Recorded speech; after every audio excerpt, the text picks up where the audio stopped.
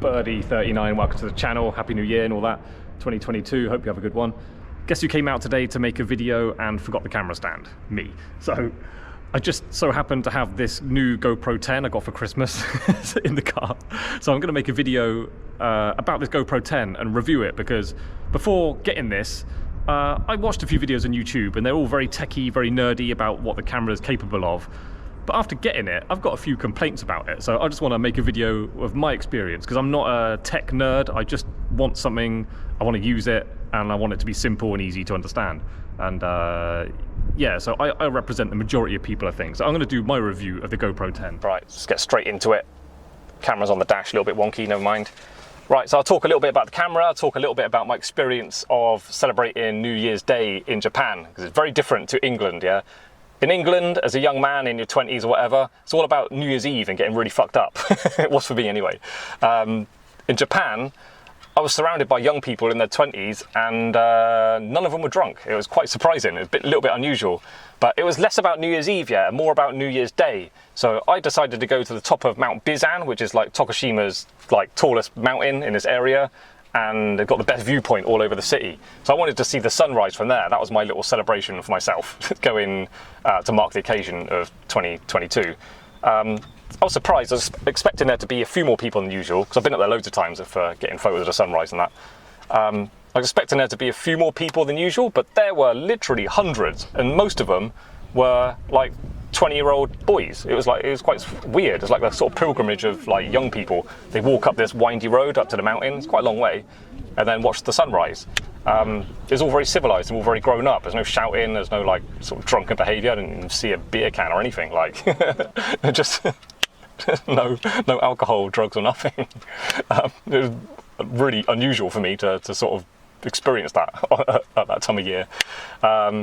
But it was good fun. It was a nice, I don't say it's privilege, but it was kind of a nice experience for me to actually experience that moment in the year in another culture, because it's very, very different to what I'm used to.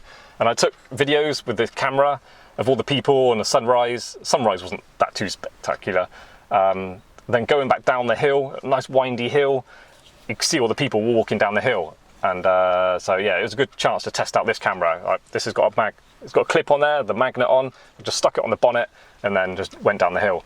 So that was fun. So it's a good chance to test this camera out. So I'll talk about this camera now. GoPro 10, brand new GoPro, got it for Christmas present. Yeah, it does its job of being an action camera very well, but the picture quality, my initial impressions was not as good as I was expecting. But then I'm spoiled because I'm used to this one that records in 4K and stuff, and it was a £1,000 camera, even reduced stock. It was like an old stock price, so it was cheap even at £1,000. So I'm spoiled by getting used to this quality. This one, picture quality is not as good, but it does smooth out motion really well, which is really important for recording action. If my kids are like cycling down the street, I can literally chase after them, just holding the camera in my hand. It looks as smooth as anything. So in daylight anyway, it works really well. When the light is low, even on the night settings, night lapse I think it's called, and then I did even more like techie, I even changed it in even more detail to the way another YouTuber said works really well at night. I thought it was crap. I went out on a motorbike, had it attached to the body work, so motorbikes not too vibrating, they shake around, they move around a lot, but it's not really shaking. This did a terrible job, because at night time it doesn't work. Sound quality is not that great. There's no way to plug in an external microphone, you need a special thing that goes around it. Yeah, so it's kind of limited, but as an action camera, really good. One thing I like about it, the playback screen, the picture quality, if you're checking through your videos, works really well. So that's a really good picture quality there. One thing I really hate about it, listen, when you turn it on, you get a really loud beep. You turn it off, it's so loud, and there's only 3 settings. There's like really, really loud, a bit loud, and still too loud, and then off. I wanted to be able to hear it a little bit, but that is the quietest setting. It's still way too loud. So I don't like that about it. It's not obvious how to change it as well. When I was in that crowd of people on top of the mountain, filming the sunrise, it's just embarrassing, beeping all the time. So I wanted to turn it off at that moment, but I thought I was just going to be beeping loads while I figure it out.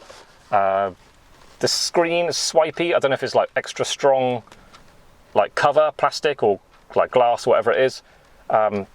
my finger doesn't really swipe the controls very well, so I find it difficult to get things to work. I'm like doing this and then it does something completely different. So screen is not that sensitive. Maybe it has to be really strong. It's really well made, really compact. I think it's waterproof. It's a nice size. Good for, I'm using it a lot just for going to the park with my kids and stuff to make fun little videos. Saying that reminds me, I don't know what's going on with these video files, but when I plug it into my computer and into my video editing software, it is so glitchy. It's so slow to load up and to edit. It just pauses my computer. Doesn't happen on this one, and this is recording a much higher quality video. So I don't know what's in the data files of that anti-motion or something, but my computer and my software really does not like the files in this camera. So to make a long video just filming this would be so painful to edit. So I don't like that about it. Maybe that's something I need to learn about, how to do something with it, I don't know. But yeah, I paid about 300 and something pounds for this camera with a few accessories. Got this clip, got a little tripod, spare battery, memory card. I think that was it.